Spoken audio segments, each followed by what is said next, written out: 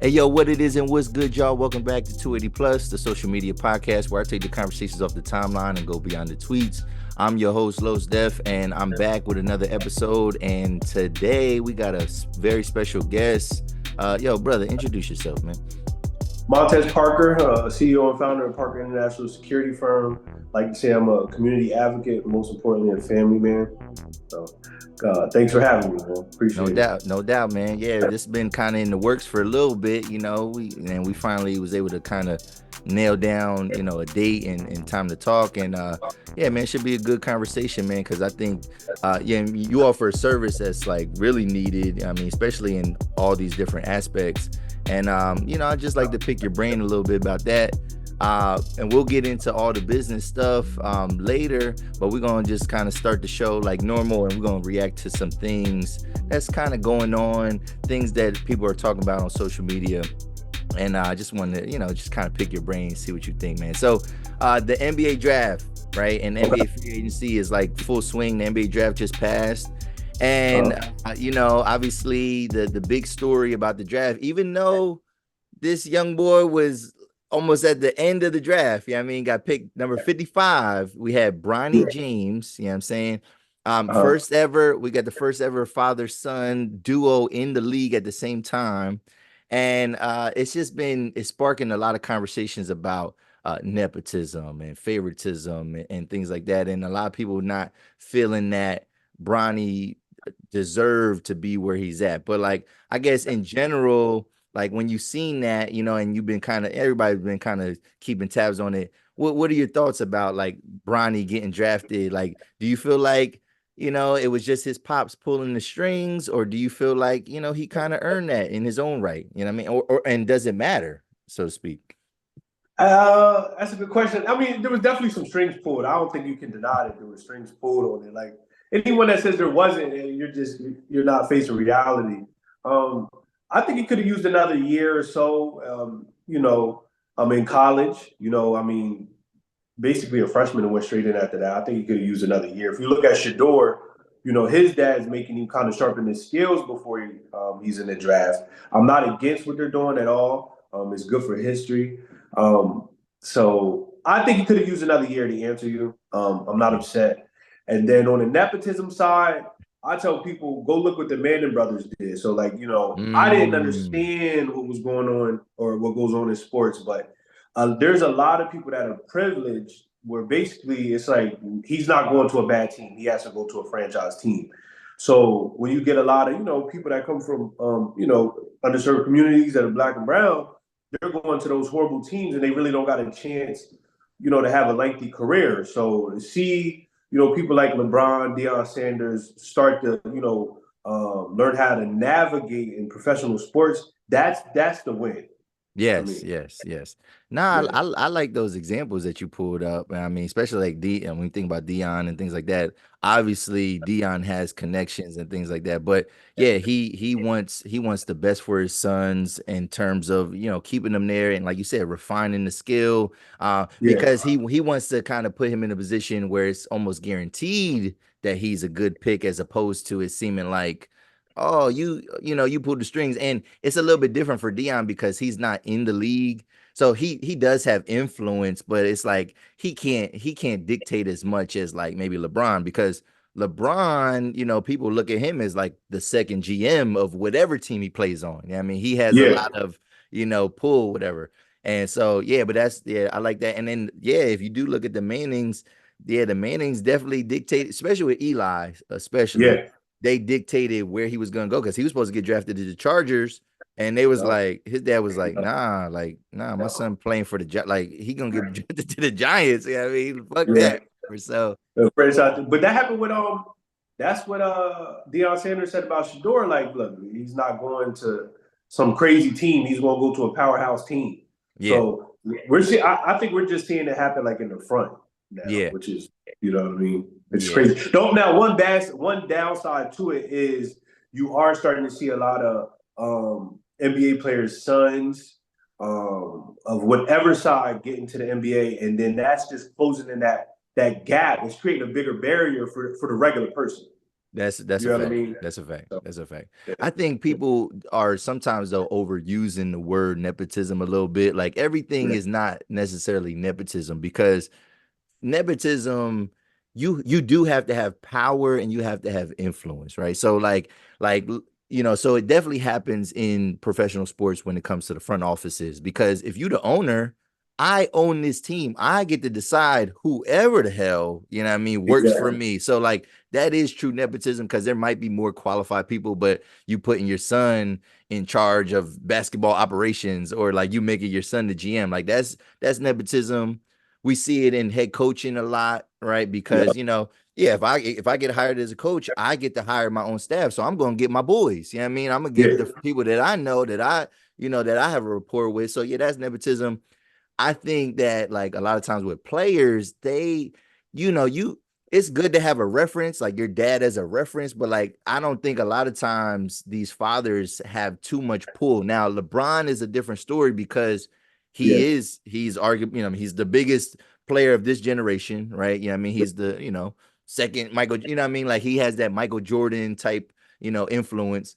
Um, and he's in the game, but like everybody's been pulling out other examples, like, oh, Gary Payton's son, Kenyon Martin's son, Tim Hardaway's son. And I'm thinking, like, yeah, but like those players weren't like the darlings of the league. You know what I mean? Like they don't have yeah. this kind of pool. Like, yeah, it looks cool in your resume that Kenyon Martin is your dad, but like the league didn't love Kenyon Martin like they love LeBron. You know what I'm saying? So Exactly. like it's like that's when people are using that as an example. I'm like, no, that's not the same. You know what I mean? Maybe I agree. Giannis and his brother, maybe that's a little bit the same, That's but a crazy situation.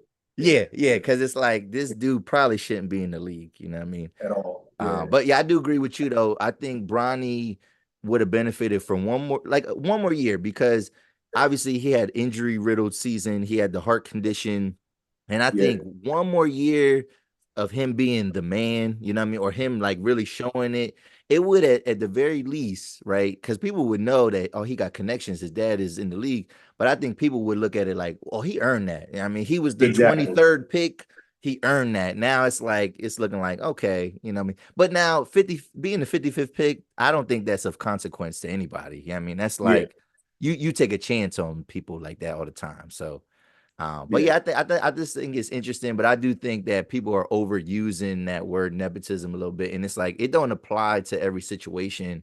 And like having connections is good, but it don't necessarily guarantee you because in sports it's meritocracy. At the end of the day, if Bronny is not nice enough, he won't be in the league for that long. You know what I mean? Like, exactly. Yeah, so yeah. that's good. That's good. All right, let's switch it up, man. Let's switch it up. And this is kind of like more in your wheelhouse, and we might be able to touch on some other aspects of this too. But I don't know, man, if you've seen just the other day, Rick Ross was in Canada, right? And he had a performance, and I guess at some point in time in the set, he played, or not like us was playing, and he probably gassing it up a little bit. And then after the show, Uh, he kind of got ran down on. Somebody, it looked like an attack, so to speak. I don't think he got beat up or anything like that, but like people, somebody threw a drink on him. There's a lot of pushing and shoving and things like that. And you having, you being a, part having your own security firm, right? Both physical and digital and things like that. What how does that work in terms of, what I mean? Because at the end of the day, you're outnumbered. You know what I mean? Like you're tasked to protect one man, but it's thousands of people there. What should the security have done differently? What should they have done differently? What could have prevented some of that type of stuff? yeah,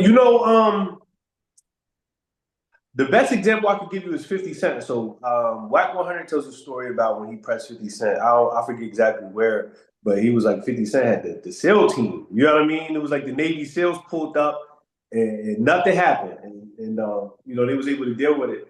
And that just comes out to making sure that ensuring that you have certified security officers. Okay. Like a lot of these people in the security industry, I see it. Like there's people that come and go, sometimes, and they'll go work for an artist, and they're just sleeping on the tour bus and they're just with them. And that's when you have incidents like what Rick Ross went through. I mean, that guy started like it was a street fight. You know what I mean? Okay. Yeah. They got knocked out. You didn't really see any tactical movements. You didn't see, any call to authorities. You didn't see them really even trying to safeguard them. Really, you didn't see anything.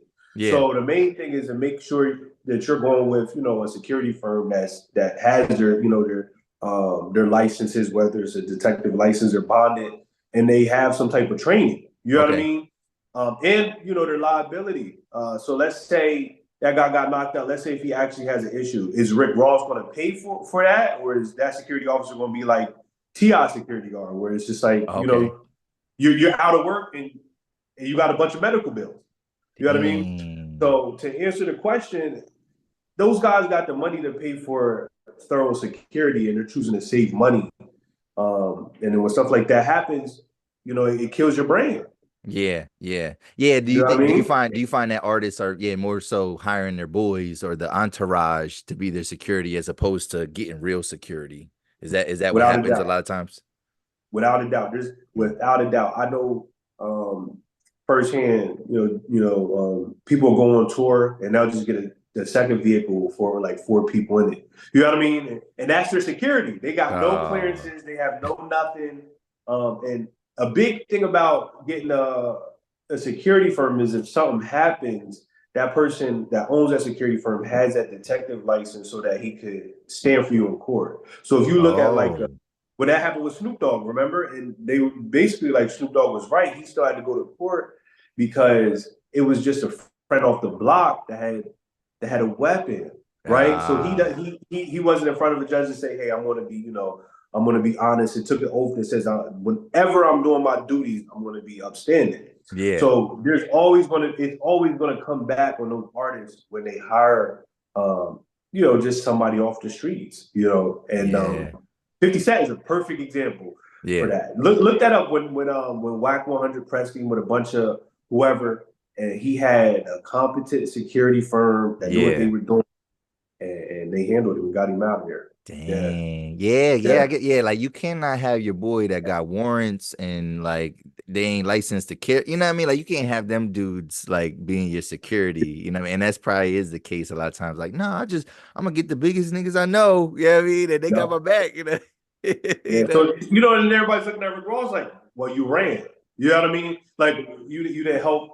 The person that you were with. If it's a regular security firm, the first thing they're going to do is make sure that you're safe. Yeah. So I looked at that video and I'm just like, this is why you don't do the homie hookup when it comes to security. You know what I mean? Yeah. Exactly why.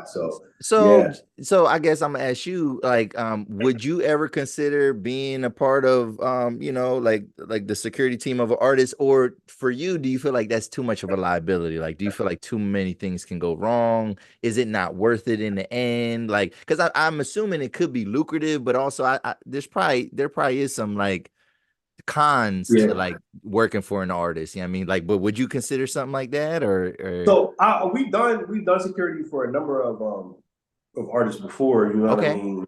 The major ones. Actually I went to a sit down, it was a Live Nation event they were doing, basically looking for some solid security firms. It wasn't in the state, but I'm not gonna get too far into it, but the like restraints that they had on it, like you basically got to be available any time of day, this and that. And it's like, it becomes to a point sometimes where it's like, you don't have the resources. You just can't afford the resources, you know what I mean, to just have somebody on call like that all the time. So sometimes we do events, and when we do events, there's major artists, and we'll make sure that they're okay. But whenever a contract like that comes across my desk, I just look at everything that's going on. I look at the liability of what the artist needs, and then I make an informed decision. Most of our on the physical side, on the cyber side, we're more government based. We're like insurance firms. But on the physical side, we do a lot of long-term contracts with major organizations. So we don't do too much with like artists and stuff like that. So you And do I more you might do want to more change like that. protecting infrastructure as opposed to protecting, not that you don't protect people, but you do more protecting infrastructure and assets as opposed to like straight up like not you're not like a bodyguard, you know what I mean, so to speak. Yeah, yeah, yeah, well, yeah. Organizations, you know what I mean. Even if like we're at one organization, there might be 100, 200 people in a Okay. building, and we make sure they all transit safely. Okay. Um, Okay. but the bread and butter is not to go after celebrity contracts. But Yeah. that is a lucrative business. You know what I mean? Yeah. I know people that are in what they call it executive protection. Oh, And they do okay. It's a lot of traveling, but yeah. they do okay. Yeah. Yeah, I would Yeah. imagine if you are like if you got a family and stuff like that, like that's a young man's game, like to be in that type of stuff, unless you got a situation where yeah, you can be on Yeah. an artist beck and call. Like it probably is tough for a family, and stuff like that. Yeah. I know the guy. Where I seen him in passing a couple of times, and I watch his stuff. We'll comment on stuff, but he does security for Doja Cat. Okay, okay, Wherever she's at, he's moving with her. You know what I mean? okay, So stuff like that. That's when it works. It's when it's lucrative. And if he's not with her, somebody else on his team's with her. You know. okay. And if you look at her, look, she's not. You know what I mean? In the news for nothing crazy. So Yeah, yeah, yeah. it works. That's a more tailored focus niche, though. Yeah, yeah. Yeah. Yeah, I had a cousin that was he did like security detail for because I got family in Philadelphia, and a lot of my family is like Muslim, so he did security detail for Bernard Hopkins for a little bit, and it's like almost like you probably ain't nobody fucking with Bernard Hopkins, yeah, I mean just Yeah. out of nowhere, whatever, and then I remember for a little bit he did some stuff with Music Soul Child. Now I was like a kid, I mean, when all this was going on, but I just thought that was like a big deal. Like, oh my God, like yo, my cousin is out here, and he's this big brolic dude, you know what I'm saying, whatever. So it's like I could see nobody really testing him or nothing like that. So, but that's dope though. Yeah. That's dope. That's dope.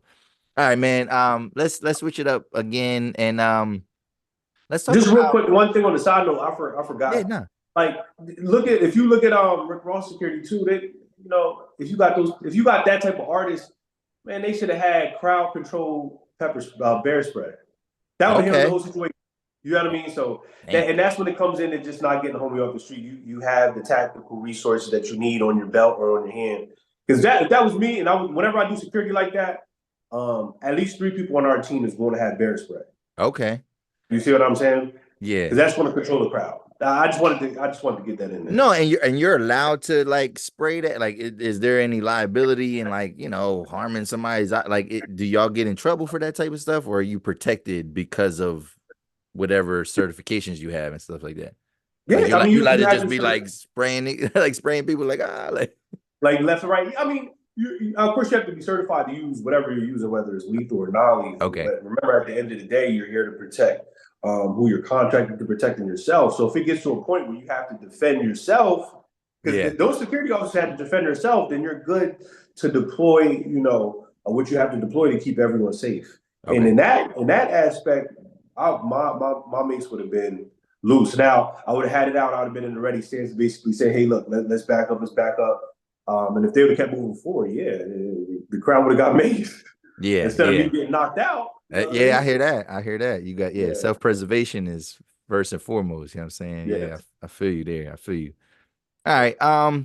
So you have let's switch it up. So yeah, you do have a military background, right? So obviously right now we in an election year and we don't got to get into like who you supporting and things like that, right? We don't got to get into that, but like obviously, we got the debates going on and people, I think sometimes people overlook this, but like, the president is the commander in chief, right? So they have the last say, what I mean, whenever anything has to do with like the military. So like I guess I'm wondering like somebody that was like in the military for a while, how Um, closely do soldiers like pay attention and care about the presidential election? Like does it get kind of heated like, between you and other soldiers, especially if like y'all on different sides, or is it just like it don't matter whoever is the president, we gonna do what we got to do? Is it more like a duty based type of thing, or is it like does it get kind of combative and do y'all like really be paying attention to that type of stuff? oh, I mean, you definitely pay attention to it. One thing that usually happens is, I'm not gonna get into the red or blue, but Yeah. usually, one side always gives a pay increase to the military. And then another side might look at the military as a burden. You know what I mean? So Oh, yeah, so that's one thing. Another thing, like for me, the first time Trump was being elected in office, I think it was like 15, 16ish, I was in Iraq. Um, and that it matters because you know what I mean. Usually, when two presidents are running, one's like, "Oh, we're gonna pull the troops out." The other president's like, "Nah, we're gonna finish what we got to do." So that's the difference between somebody staying, you know what I mean, in the war zone and coming back. So it is tense because whoever is, you know, basically wins that position, you know, determines the direction of the military. yeah, yeah. And then a lot of people don't like I said, I was in Qatar when they said, you know, President Trump won, and then there's ripple effects. Whoever wins, it doesn't matter. Whoever wins, there's ripple effects globally. Okay. If that country is in favor or not in favor, and then it might. I've seen the relationship go sour where like Oh, people, yeah, yeah. Well, I've seen like you know what I mean. I'll just say the relationship like whoever we were working next to at that point in time when he was elected, that international relationship just it went sour. Like it took probably like 2 to 3 weeks for them to repair. You know what I mean? Yeah. And so a lot of people look at stuff like it's not that big of a deal, but it's huge. It's yeah. huge. Yeah. Yeah. Dang, dang. All right, Yeah. that's good. That's good. I just want to know too, like, because I don't, I mean, because you were overseas, so like and thank you for your service, you know what I'm saying? But are we the only country that has like military bases like in other countries? You know what I mean? Because it feels like anytime we are at like war, because I think you said that you did go to Ukraine or did you go to like I deployed to Iraq. I deployed to okay, I'll Iraq. play. Yeah, yeah, So, I deployed to but Iraq. and yeah, so like, with all that conflict, whatever, we kind of occupied that and we're trying to stabilize it. But yeah, like, is that normal? Like, do other countries have like military bases, in other countries, or is that like an American thing, you know? It's a really good question. I know we have bases all over. So there's certain Yeah. times when people are saying stuff, I'm like, man, we got like 2 or 3 bases in that country. The biggest thing when we went into Iraq and Afghanistan the first time, that's when I say America shook up the world because they realized that we could. The thing was that we could be boots on ground and create a base in like 72 hours. Hey. Yeah, it was so we were that mobile back then. And in Iraq, I think it was Iraq was they were a strong army, and you know we kind of just ran through them like they weren't. Hey. Um, I think now bases like you start to see Russia docking in Cuba and you know China moving their ships closer to Taiwan. So now they're you know increasing that would you call it that mobility. Okay. But I don't think the way that we're set up shop, I don't think I can't say yes for certain, of course, but I don't think there's any other country that's really set up across the world like we are. Okay, okay. That's interesting. Yeah, because like, yeah, like we would never allow like another country have a whole base here. You know what I mean? Like on our soil or surrounding soil, you know what I'm saying? Like we got embassies and stuff like that, but not no like, you know, Well, that's the thing. We don't leave. So like when we yeah. like you know like if you look at Japan, you know we had a conflict there, and then there was an agreement that was created, and I was in Japan for 3 years. You know what I Wow. mean? There was an agreement that was created, and we didn't leave. We set up shop. Not only do we set up shop, then we invest into the economy. So you know our and that's the thing. People are like, why are we giving money here and there and the fourth? Now I'm not you know too big into the understanding what's a good investment or what's not, but Yeah. we uphold those countries sometimes with our investment and when we're in those bases, and that's what gives us that superiority to be mobile. You Okay. know what I Okay. mean? Yeah. Yeah. Dang, that's dope. You That's know. dope. That's dope. One last military question I just want to know, and this was something I seen somebody like post this, right? And it said, and I just want to hear your thoughts on this. It said 4 years in the military can do more for you in your life than 4 years in college. And I would guess I'm gonna ask you, do you agree with that? Do you disagree? You might have a little bias, I don't know, but like, Yeah. what do you think, man? 4 years in the military can do more for your life than 4 years in college. You know what? And usually, I'm getting to the point where I'm not like I don't give solid answers because you know what I mean. Yeah, Both is yeah. always When we get right, older, you get but more in the middle. Like you like trying to like, all right, yeah, so like yeah, I can see this. it's like, But you know yeah, like, what? On this one, I'm gonna have to. I'm gonna have to agree. I'm gonna have to say yeah. So, and the reason that people say it, like I went in at 18. People, when you go to 18, let's be honest, you're working, so you got a work ethic, you got a routine. You're getting paid on the first and the 15th, so you can invest your money. You can still go to college. You Yeah. have solid experience, and then you're just realizing that your friends are just getting drunk and high. You know what I mean? So Mhm. it's like, you know what I mean, for 4 years. I mean, they're going to school, but it's like when I'm like 20, I got something saved, I'm investing, and I'm learning about business, and I'm being mentored, and then I'm coming home, and I got a friend that's going to school for engineering and working at Target in the summer. It's like, you know what I mean. So Yeah. it's kind of like, I think college should. I don't know. I don't want to say it's not a complete yes, but I understand that. I'm gonna just say I understand why people say 4 years in the military can do more for you. Yeah, yeah. Yeah, No, yeah, it's funny because I'm on the other side. I had no interest in the military. yeah, got multiple degrees. Yeah, I mean, 4-year degrees. I got, yeah, bachelor's, master's.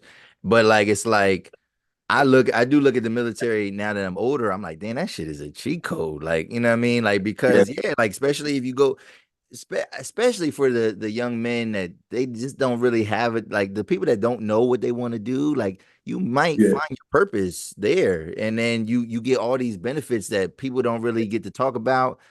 Or yeah, like you might have somebody that in the military that didn't necessarily take advantage of all those opportunities, but like you see a lot of people are doing really well for themselves because of the networking aspects, yeah, you get housing, one, you get housing while you live there, but then you get housing loans, you get all types of, like, you just get a lot of perks that like people, I don't think people realize, and you get to experience things that you would never get to experience if you stayed, where we from, York, in yeah. Pennsylvania, like you sitting there, like you say, just every weekend doing the same thing, but you could have been out there Get to it. changing the world, like so to speak. Yeah, You know what I mean? So, yeah. But I hate that. The reason I don't like to give a solid answer is just like look at yourself. You know, good. You didn't go to the military. You got an education. So there are people that go get a 4 year degree. They take things serious, and they launch off. yeah, And there's yeah, people that go to the military for 4 years and get out and become a knucklehead. You know what I mean? I seen. It, I'm yeah, like, man, you went to the military to come home. So that's why I like to give definite answers. But I do feel like the military definitely, because you think about it, you can get out after 4 years, go to school, and get paid to go to school for 3 years. You know what I yeah, mean? So you're really eating off the military at that point in time for 7 years. yeah. So there's benefits to both. Well, I'm then one of those people like, don't your kids get to go to college for free, or at some type of uh, discount or something like that? Like, in certain states, certain schools, yeah. okay, It's like say you stay in, I think, and you don't use your GI Bill, I think you can roll it over to your kids. But there's a yeah, lot of different benefits that you can massage. You know what I mean? Using different ways. Yeah. yeah, Yeah, yeah. it's nice, but I'll say the military is for some people, college is for some people, and then some people just get out and hustle and make it on their own. Of You know what I mean? course, yeah, of Yeah, course, of course. That's good. That's yeah. good. All right, one last fun question or just topic before we get into all the, everything with Montez security firm.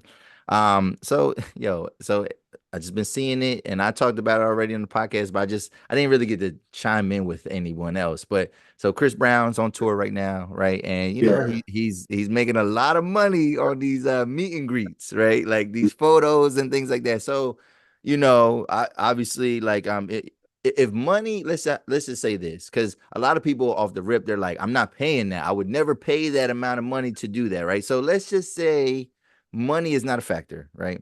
All right. What kind of picture or pose is acceptable for your woman to be in with Uh, like Chris Brown? Like, I mean, is he allowed to, like, is it just like a side by side pic? Is he allowed to hug her a little bit? Is he, you know what I mean? Like, what's acceptable to you, man? it's a straight. What's It's the a straight side line? by. It's a straight side by side pick. You know what I'm saying? Right, Like, right. yeah, no hugging, No hugs nothing at all? crazy. You No know what hugs I'm at saying? all? I mean, Like a church a hug, like side by side pick could do well for me. Maybe an arm around the shoulder or something like okay, that. But yeah, no. And yeah, you know what I mean. In return, I'm not going to do it either. You ain't gonna catch me. If it was vice versa, I'm not going to be hugging up on Rihanna or Beyonce or taking a crazy picture. So yeah, I think it's kind of crazy. The meet and greets. Some of it's fun. You know what I mean. yeah. But I'm like some of it's like wow. It's like wow. But I mean he's an icon, so He's an I icon. get it. He's an Yeah, icon. right. He's a sex symbol. You know what I'm saying? Like Yeah, even like the Usher concerts. Like, you know what I mean? Are you letting Usher get at your girl face nah, and serenade her? Or are you like, nah, Usher, like not today, no much Usher. for me. Yup, yup. I'll go ahead and be there. You know what I mean? The party poop or whatever. That's a little much for me. Yeah, Yeah, I hear that. yeah, yeah. I hear that, and that's what I'm saying. Like there was a lot of people, a lot of women defending it. Now, Uh, hopefully, those are all single women, but but they're like I said, there were like breakups and things like that that happened, and people publicizing it. I even seen a video. There was another artist named Fredo Bang, and he took a uh, video with a fan where him and the boyfriend they were uh, side by side and they both kissed her at the same time. Like, that's crazy? That's kind of crazy, right? Like, is that much. Yeah, it's a lot. that's It's a a lot, lot. right? It's crazy. Yeah, it's a lot. Yeah. Yeah, No, so that's all. yeah, ladies, I think y'all, just be mindful, man. Know your man. Yeah. Now, if your man is allowing that, what is it? Does that say something about the man? Is it, or what do you think?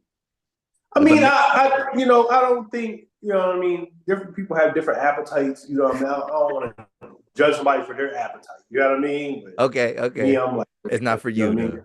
No, that's not for me too. It's not for me either, bro. It's not for me Yeah, either. yeah, It's yeah, maybe a hug, but like yeah, arm around the shoulder, but like nothing. You can't grope her, and then you know what I mean. You can't do yeah. nothing like that. It's yeah, Crazy. yeah, kiss on the cheek. That I don't know. Even that it might be harmless, but it's like that's on the internet. That lives forever. I don't know, man. I don't like it. I don't like it. But all right, man. Let's get that's fun. That was fun, man. That's good opening, Yeah, everything. And so let's get into the nitty-gritty, man. So you own your own security firm out of in PA in the 717 out of York.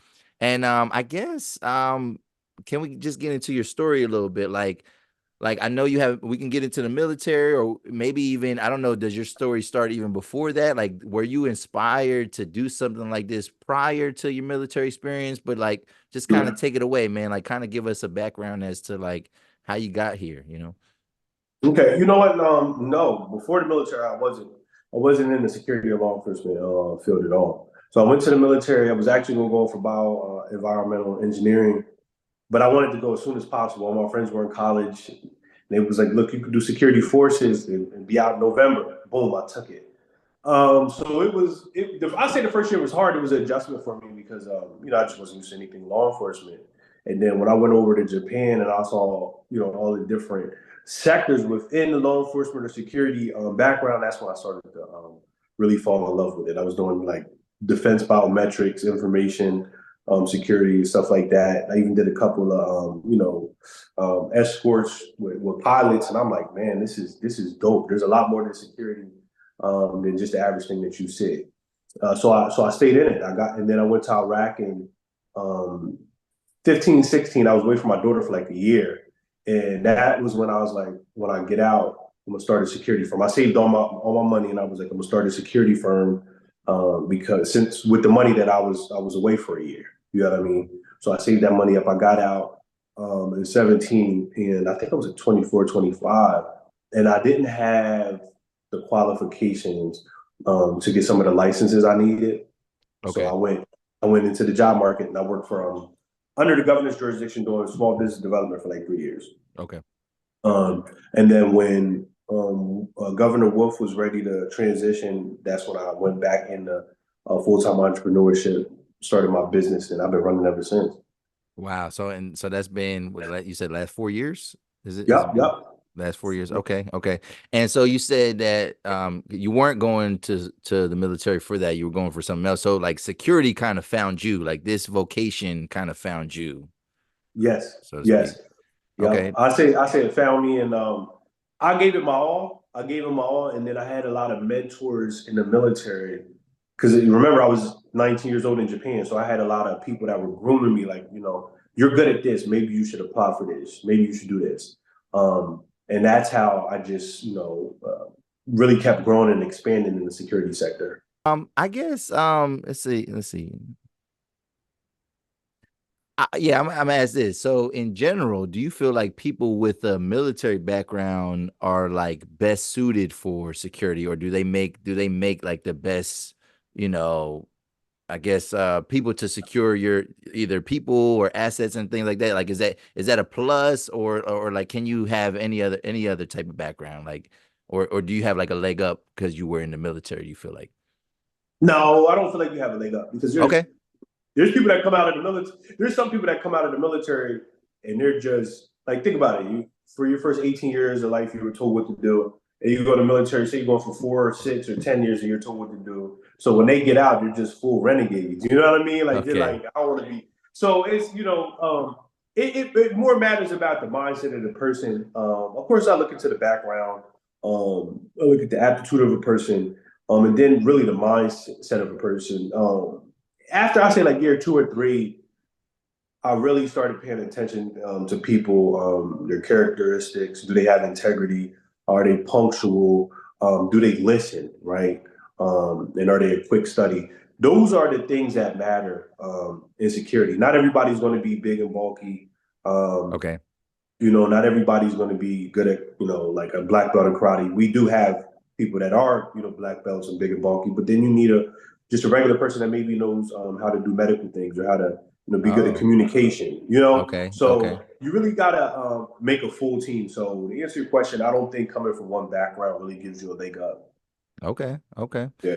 So now you're a security firm and you get hired by companies and things like that. Like I guess I'm wondering, how serious do companies take hiring the right security? Like and this is what I'm thinking of too. Like I'm thinking of just certain establishments like clubs and certain events that go on and things like that.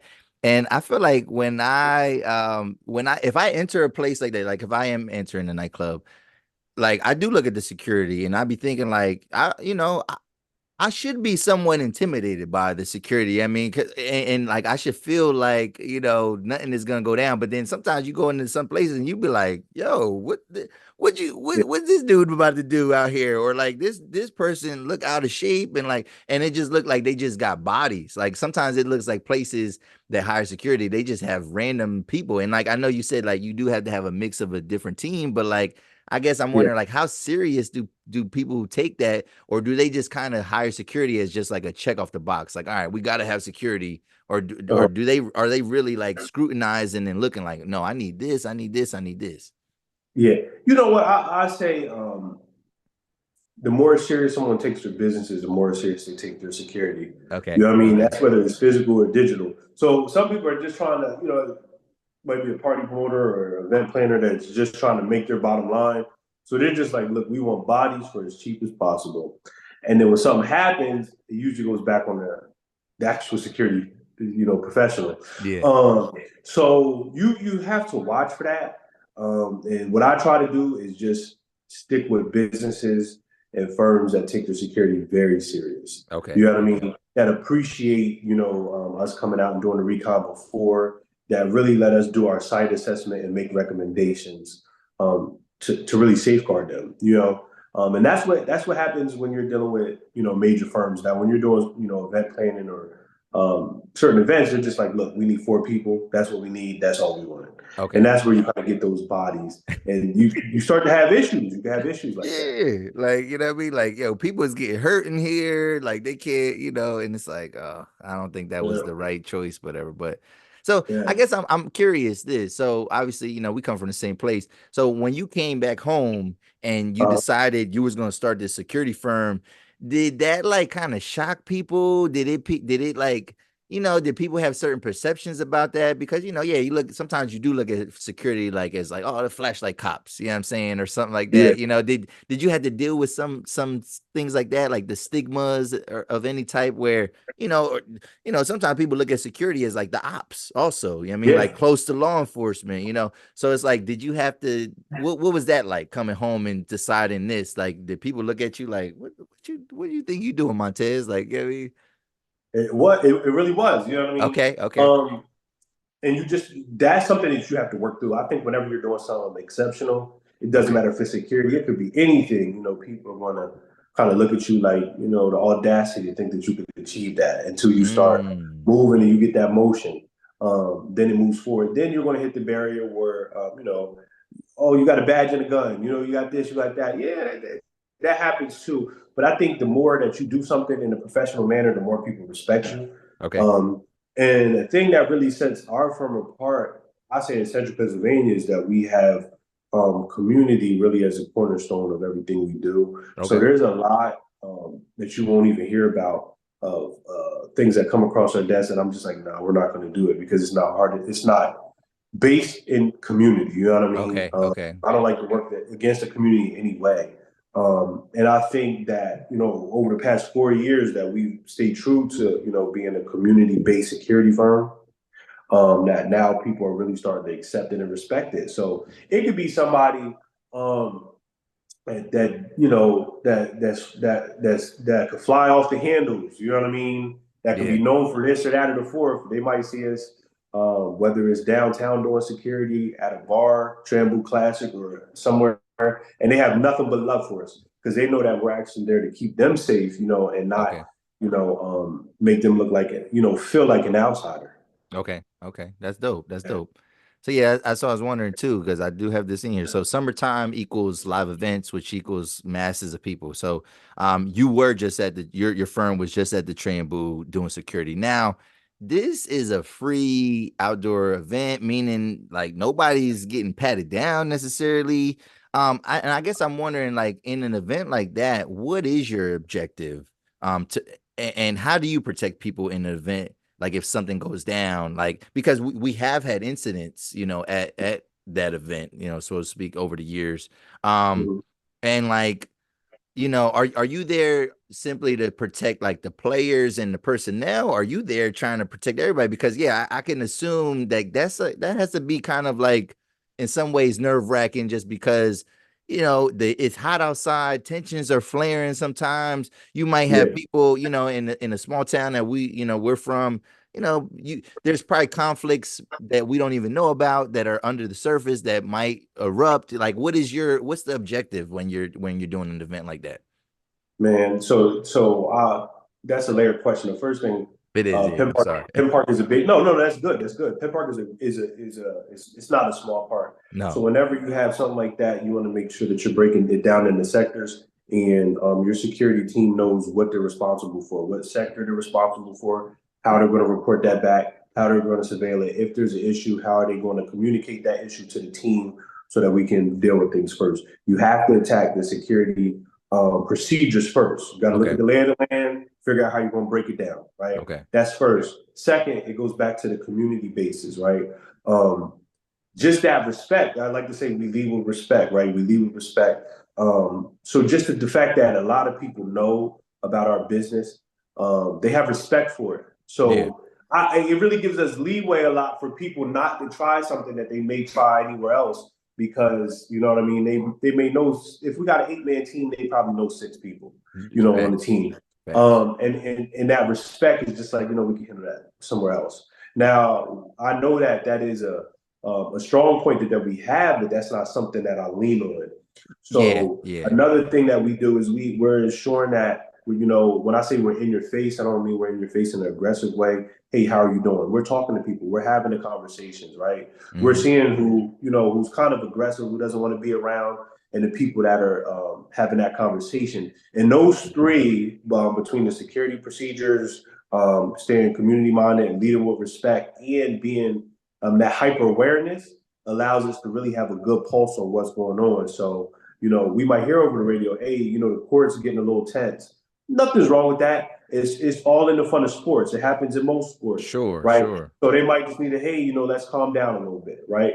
And just having somebody that's from that culture, that respects that culture, communicate that in a nice way, Yeah. it diffuses it, a lot faster. Yeah. So Definitely. yeah. So the trend move for us, man, it's love every year. Of course we'll have something small, but we usually handle it on the money, handle it with love, and there's never any bad blood. Okay. Yeah, I did see like it was like the last game. It was like the championship game and like it was like the a player got mad at another player and and I seen y'all kind of step in whatever and I was like, "Okay, all right, they're here. They are here to protect the players for sure." But then it does seem like a lot because at the end of the day, as security, you're always outnumbered. Like, I mean, like there's never there's never enough security to, I mean, man every person and things like that. But then it's like, yeah, I can understand the pressure because there is a lot of women and children at these Yeah. events and things like that. And so like you're probably worried about getting them out of harm's way if something would go down. But also the people that are running the events and participating actively, you got to make Mm-hmm. sure like they don't, they're unscathed as well. So like, yeah, so I could just imagine that being like a big responsibility. And like I said, it's our hometown, so like you probably related to a good number of people that are at this event and things like that. So, but yeah, man, shout out to y'all, man, for doing your thing, man. I appreciate it. Appreciate it. You know what I'm saying? All right. I guess too, as working in security, do you feel like people in general, do you feel like they be sizing you up, like what I mean? Like when you're working at the vet, do you feel like people just be like looking at you like, man, I could. Definitely had it. Definitely had it. You got people. It doesn't matter. That it just got an ego to them. And they feel that way. You're going to have those people, and you got to deal with them accordingly. And remember, at the end of the day, you got to keep yourself and everyone else safe. So, especially when I was on the bar scene, when we started, we were heavy on the bar scene just because that was there for us. So, I was up 3 o'clock at night. So, 1:30 at night. Somebody with an ego full of alcohol. You gotta. Basically, you got to have the moves to be able to, put them in a good hole to Okay. make sure they're cool. And that's happened. That's happened. That comes into the training. Like I said, we got people that are black belts that train us on, solid holds, how to defend ourselves. And sometimes it does come to that. You just got to deal with that when it comes. Okay. Okay. All But right. I like to say it doesn't happen often. It might have happened to me a couple times over the years. Definitely more when you were in the bar scene. But like I said, I lead with respect. We try to, diffuse every situation first. So if it comes to that, I am a detective. Yeah. We're going to take it there the whole way. It's not going to be like we're going to have a physical altercation that you provoked, and you're not going to go downtown. You most definitely will. Like you're an actual detective? Yeah, I'm a private detective. Like I'm a licensed private detective. Yeah, Oh, wow. yeah, Are yeah. you like a I are don't. I you don't. are you a bounty hunter too? Like can you do bounty No, hunt? no, no, no. I just Okay. you need that to have a legal security firm. That's one of the things you need. So I have it, but I don't. I don't do any investigations, and I don't do bounty hunting. Okay. We just Okay. stick to physical and cybersecurity. Do you have any former law enforcement on your staff at all or? Yes, Okay. yes, yes. Okay. Whether they're employees or whether they're like subcontractors that we work real close with. Yeah. Okay, okay. So, all right. So when we think about security, right, I think about three different things, right? Protecting three different things. And I guess I wanted to know what your approach is to those different things. Um, you got to protect people, you got to protect Hmm. assets, and you got to protect infrastructure, right? So like I guess that's also another layer question, but I guess in general, like what is your approach when you think about those three different things? Because people are the one thing that's like the least replaceable. Like what I mean, a life is once it's gone, it's gone. I mean, I think Yeah. with assets, there are certain assets that can't be replaced, but I think a lot of times things are insured, so you can and then infrastructure, a lot of stuff can be repaired if but like I guess what is your approach when you think about those three different things? Like, what's your main responsibility, I guess? Yeah, it really starts at the security assessment. You want to do a security assessment to see how many people you have, how are they transiting, what is the temperament of people you have? Is it a professional environment? Is it, like what type of environment do you have, right? And then you're gonna just walk in from there. Once you understand what type of, how many people you have or what's the temperament, then you're gonna go into, where are you at, right? Like, are you in a professional environment? Is it warehouse Okay. security? Are you here? And you're really going to establish things around that. Second, then you're going to start to look at boundaries. What is your area of responsibility? How far can they go? Are there any avenues that are I'd say vulnerabilities, or are there any things that you should be cautious of? And you take all of that into consideration when you're really managing that risk assessment. You analyze that, and then what you're going to do is you're going to shoot over a scope, to that business executive, and that's really going to start the discussion. and then you build your team around that. You know what I Okay. mean? So some places really don't need armed security.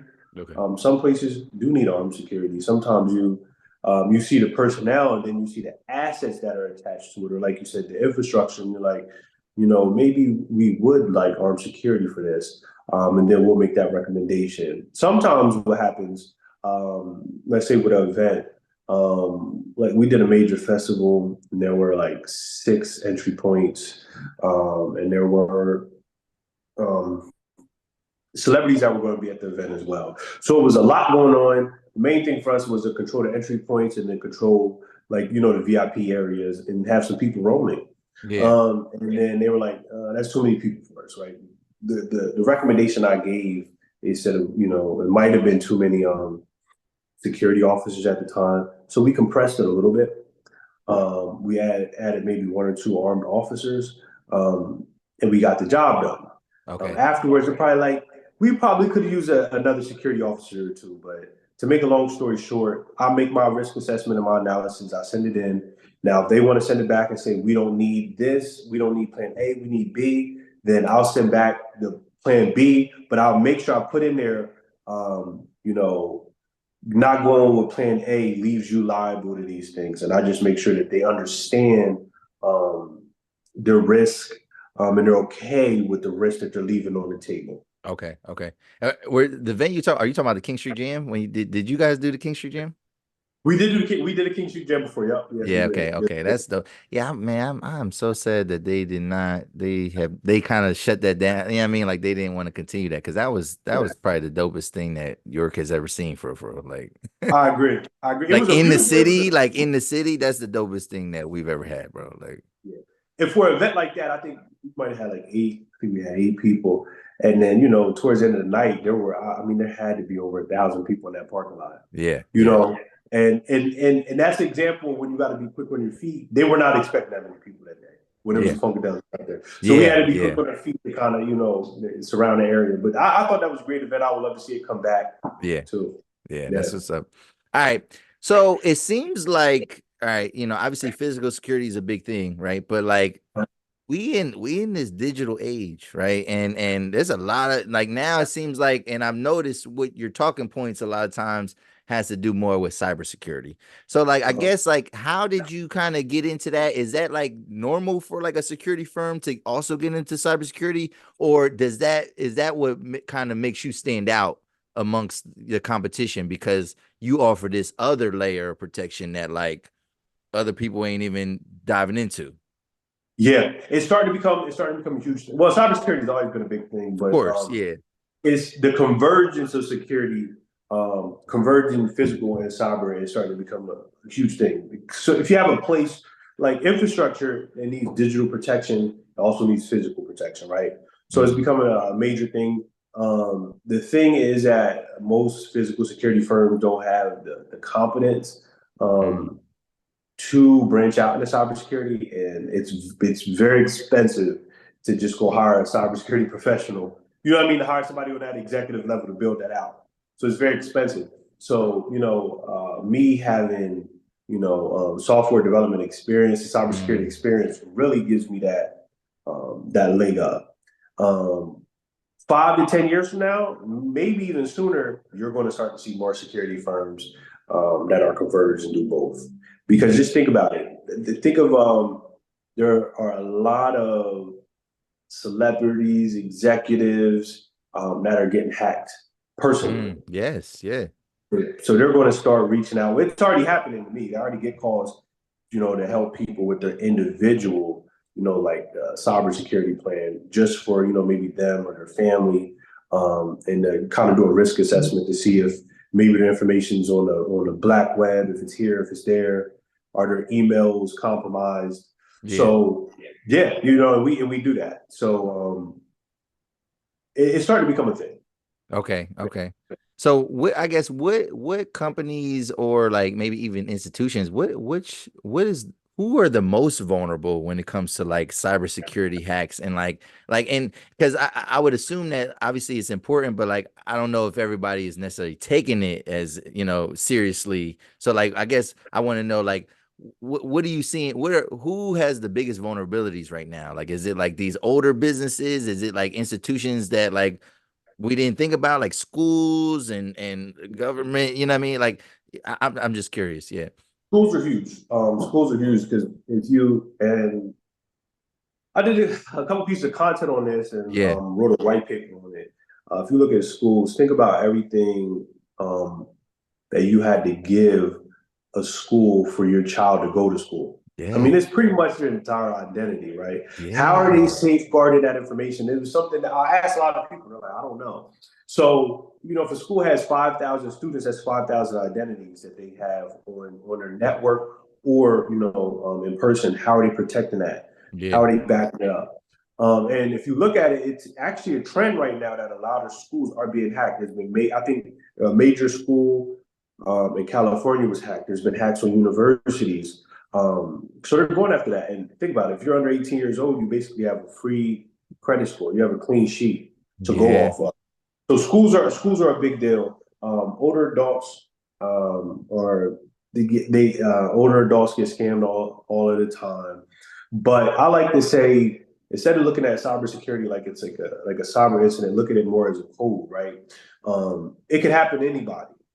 So you need to be, you need to make sure you're washing your hands. You need to make sure that your cyber hygiene is as sharp as possible. So if something did come your way, it's not a devastating loss, and you do have your information backed up. Okay. So a lot of people try to keep it, it's this industry, it's that industry. It really trends, so they'll see something happen like in the nonprofit sector, and then you'll start to see a bunch of hackers focused on that one vulnerability.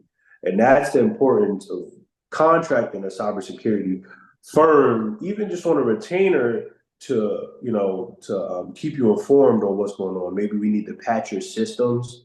Maybe there's a new update that you need to ensure that you have it. Maybe you are, a daycare or school, and you don't even know what private information that you have and how to protect it. Yeah. So that's why you need to consult with a cybersecurity firm. Okay. Yeah. Okay. So like, is there a point though where it's almost too late? Like after you've been, because obviously after you've been hacked, you have to change what you've been doing. But like, if the information is already compromised and lost, like, is it too late? What can we do to like, I guess, recover, Yeah. or salvage, or like stop, like, somebody putting, a car loan in your name or something, like, what I mean, or whatever. Or I don't know what else, I don't, because that's such a crazy crime. Like, I mean, it's these people that you don't see, like, and like it's like these people are predatory. Like, they got the AI hacks now, like where they want you to say, they want you to talk, a little bit. They want you to say yes, so like you can, they can forge your identity to make you sound like you're saying something that you're not, or agreeing to something that you're not. Like, it's like, how do y'all backtrack or get people back, where they whole? How do you make people whole again after Yeah. an attack? I, I like that. How do you make that was a good way to put that. I'm gonna put that in my notes. How do you make somebody whole again after attack? So if there's a cybersecurity framework, right? There's a couple different frameworks. The most popular one is the NIST framework. Okay. That's the National Information Security of Technology. I think I forget what the T stands for, but it's NIST. They just updated it, so it's a 2.0. And that gives you the basic framework of what an organization needs to ensure that their information is safe. Okay. If you don't have any safety protocols in that framework and your information gets breached or attacked, it's going to be very hard for you to rebound from that. And that's why 60% of businesses, small businesses, 60%, if they get a cybersecurity attack, they don't rebound from it. They actually go out of business. Damn. Yeah, 60%. 60. 60%. And that's because, a lot of them don't have protocols in place to rebound from a cybersecurity attack. So if you don't have those protocols in place, if you don't have procedures, it's going to be very hard for you to rebound from a cybersecurity attack. If you Okay. have some in place, um, it's more likely that you'll lose some information, but you should have it backed up. They like to say the 3-2-1, which is basically like you should have three different backups in three different locations. So the 3-2-1 method is a good method to follow just on backups. But if you're backing up your information, if you have like what they call continuous vulnerability scans, Okay. it's a lot. It's easier to recover. You Okay. might not recover all of your information, but you're going to be able to cover a great deal of your information. Okay. So that's not as devastating of a loss as somebody that has no security protocols in place. Okay. Yeah, Yeah, that's yeah. dope. That's dope. So so I would say that this is like almost like a cautionary tale. Like if you're starting a business, cybersecurity should be a part of the budget, like off the rip, right? Like security of any type. You know what I mean? Like it should be a part of the budget. Like don't overlook that aspect. They, yes. And the thing is, and this is, and like earlier when you asked me a question about the budget, and I said, people that are in business for a while or that are doing great business, understand that you have to protect what you build. You Yes. have to protect it. Protection is a fundamental thing. So that's just with cybersecurity. If you're in the digital space, or you have a phone, you have a laptop, you're in the digital space. Yes. You need to ensure that you're protecting your assets.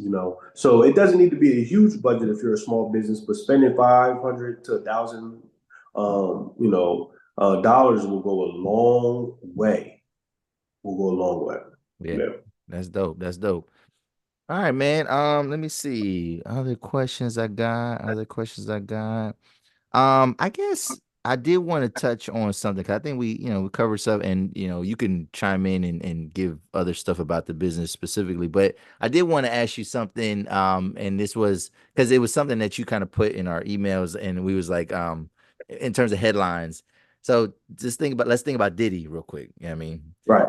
So, all right, when you're tasked to protect somebody that's high profile like that, right? And we already kind of had this discussion a little bit, but like what happens if you're tasked to protect somebody, but then like the person that you're protecting has like questionable ethics, right? And like Mhm. and they kind of engage in stuff that like it goes against your nature and what you go by and things like that. So like, we all seen the video at the hotel and him doing that. Now, granted, that was years ago, but at the same time, like there were people around him, obviously handlers, you know what I mean, security that knew that he was doing these things and this and that, whatever. So it's like, I guess I'm wondering like how do you reconcile that? You know what I mean? Like because like this man's committing crimes like in front of your Yeah. face, but it's like you're hired, and he probably pays top dollar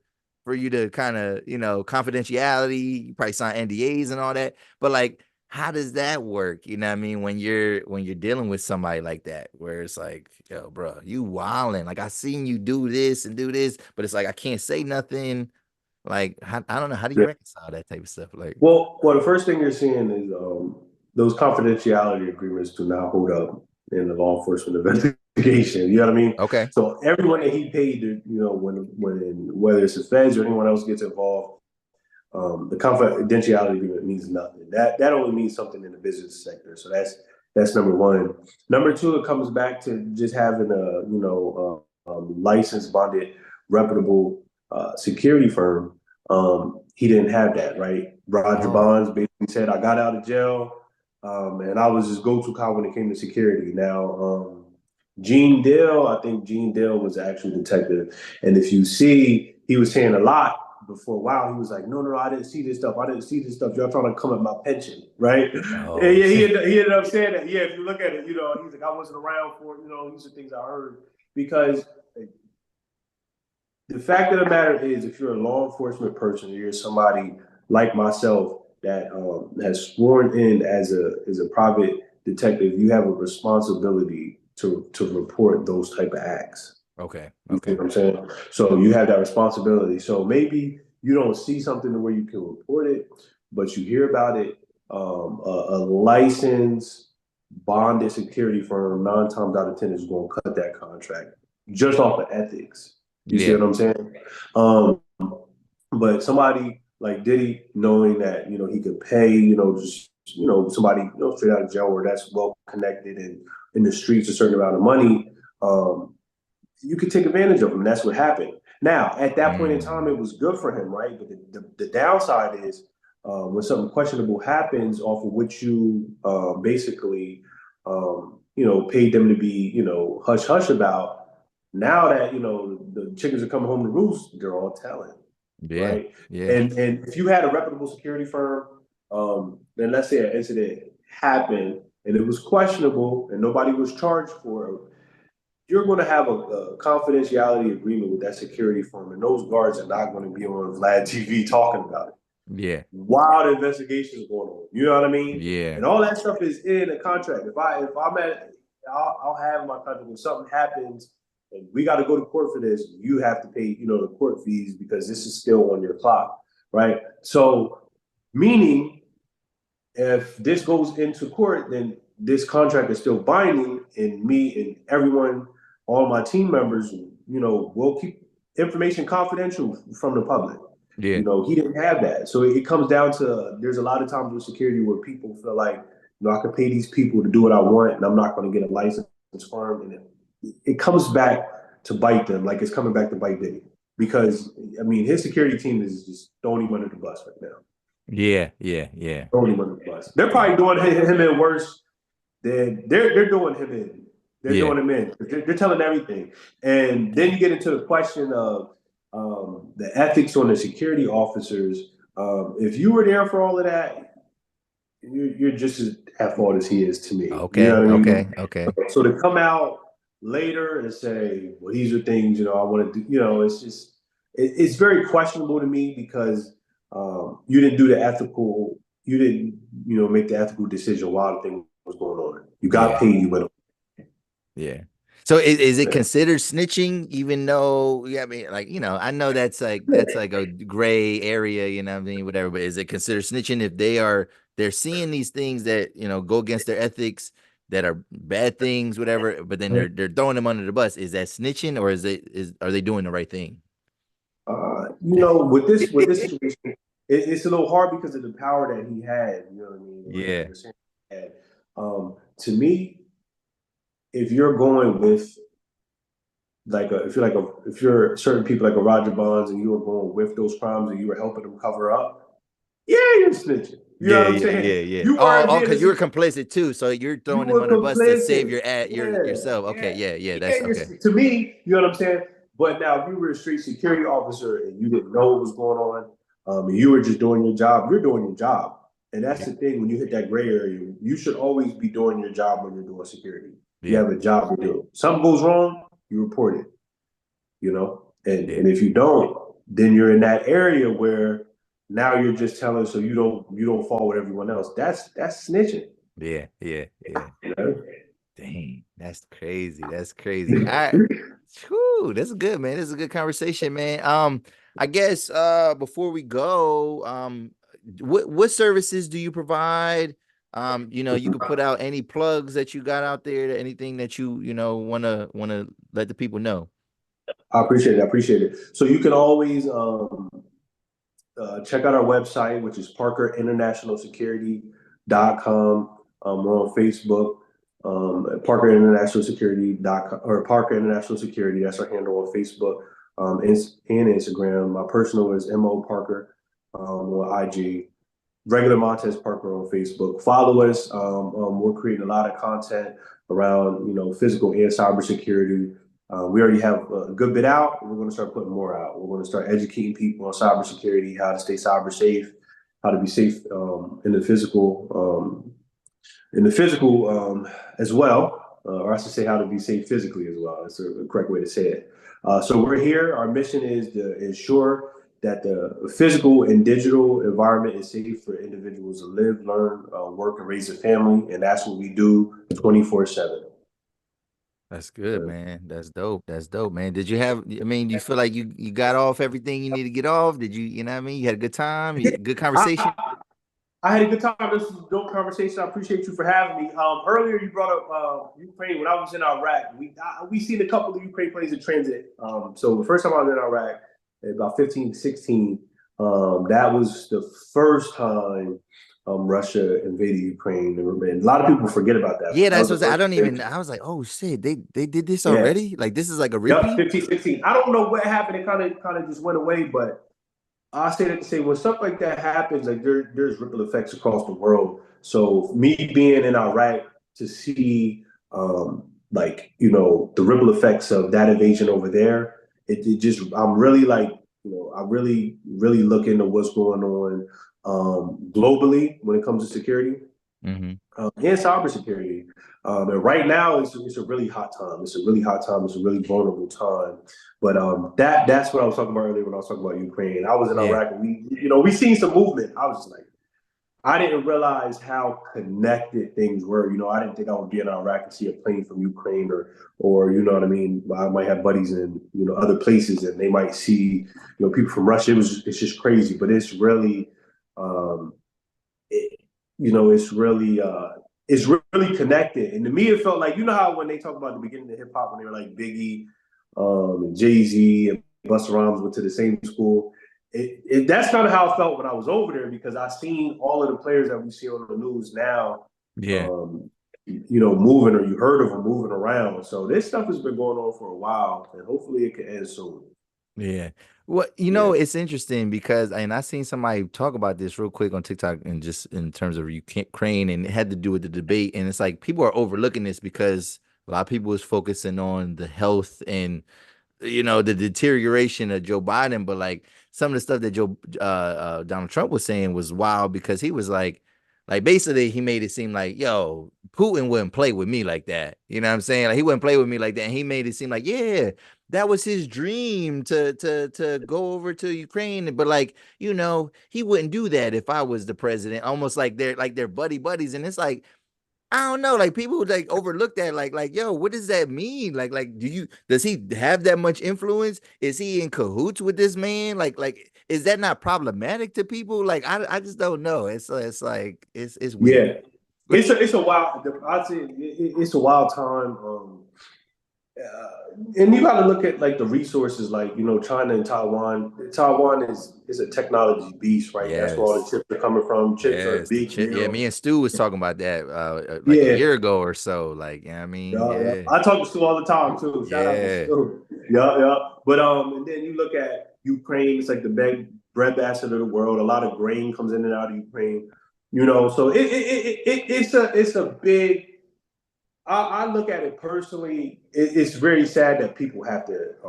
It's very sad that people have to die. That's the sad part yeah, about war. But it's really like it's a global restructure of power and resources, and it's the competition to who's going to have more resources, or how can I gain resources. So yeah, Ukraine used to belong to the Soviet Union. Yeah, but it's more about the resources and the trade that goes on around Ukraine to me. So yeah, when Trump says stuff like that, he's probably thinking like we could have inked the deal somehow, for them not to have invaded Ukraine, and Biden and Democrats are looking at it like, nah, like we're not you wasn't settling stop. for, we're not, Oh, yeah, yeah, yeah, no, we're not settling, but we're not negotiating with him over invading Ukraine. It's just not going to happen. We're going to stand up. So there's a total difference of perspective and opinion there. Same thing that you've seen in Iraq. Two parties have different perspectives and opinions, and it leaves soldiers and a lot of people at in limbo, because it's yeah, not like a yeah. solid decision that's being made. Yeah, because everybody, around that time, everybody wanted troops to come home, but then it's like, but if you pull troops, you know what I mean, then what does that leave the area? You know what I mean? Like, is it stabilized enough? Are more people going, and it gets, yeah, it's wild, man. It's wicked. Yeah, it Yeah, does. A good movie to watch is Charlie Wilson's War. Charlie That Wilson's talks War. about Charlie Wilson. That talks about what happened in I think it might have been Iraq. It was one of them. I think it was Iraq. Charlie Wilson's War is great. It talks about how we won, and then after we invested billions of dollars to basically fight off, like the Soviet Union, and Yeah, let Iraq win. And then when we won, Russia put a dent on, Iraq, bombs and stuff. So they basically asked like, hey, could you give us like $1 million, $2 million to build schools and recover? And we were like, no, we're done. And that's what actually created ISIS. Yeah, oh, yeah, that's what. So, and they were saying at the time, like, I'll let you watch the movie, but the guy was saying, from the CIA was saying, like, look, we need to give them a couple $1 million to rebuild, or else you're going to have a bunch of mad young adults that are going to hate America when they get older. And that's what happened. Yeah. Charlie Wilson's War is a good movie. Okay, I gotta check that out. Gotta check that out, man. So, yo, man, good conversation, good time, man. Yo, audience, man, if y'all still watching, you know what I mean? I need you to hit that like button, hit the subscribe button, chime into the conversation. I need y'all to go follow Montez Parker, man, and all his business ventures that he got going on. Check him out on social media. And I guess one more time, yeah, where can people find you? Where can people find you? People can find our business page at Parker International Security. That's on Facebook and Instagram. I am Mo Parker2 on Instagram, Montez Parker II on Facebook. Come check me out. Reach out to me. I'm here. Thank you, bro. Yo, that's a good look, man. And again, subscribe, like, comment, share. And this is another episode of the 20 Plus Podcast, y'all. We out. Peace. All right. Appreciate you.